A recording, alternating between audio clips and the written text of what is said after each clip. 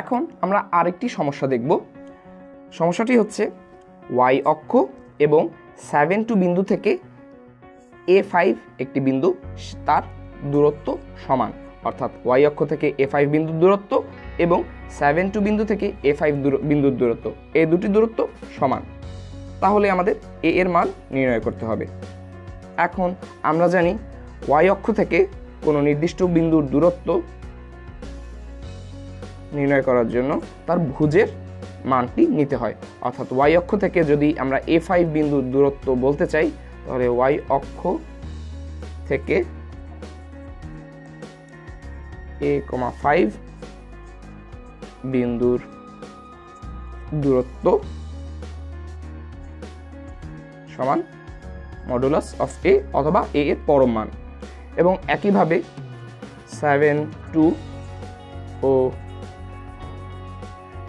A5 বিন্দুর দূরত্ব, যেহেতু দুটি বিন্দু ভিন্ন ভিন্ন স্থানাঙ্ক বিশিষ্ট, তাই আমরা আগের সূত্র কাজে লাগাবো, সমান 7 - a whole square plus 2 - 5 whole square.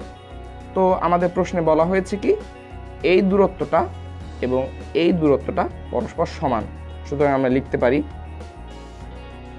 Modulus of a বা a এর পরম মান সমান √7 - a whole square plus 2 - 5 whole square.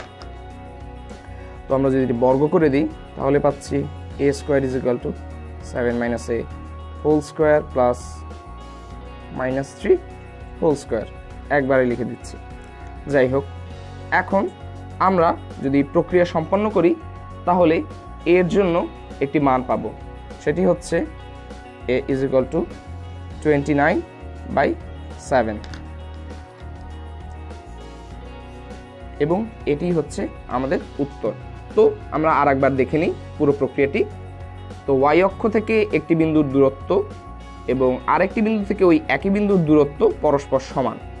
তো আমরা দূরত্ব দুটি প্রথমে বের করে নিয়েছি এবং শর্ত অনুসারে এ দুটি দূরত্ব যেহেতু পরস্পর সমান এবং এখানে কেবলমাত্র a একটি অজানা চলক বা ভ্যারিয়েবল আছে, তো আমরা প্রক্রিয়া করার পরে সহজেই a এর মান পেয়ে যাচ্ছি 29/7 এবং এভাবেই আমরা অঙ্কের উত্তর পেয়ে যাই।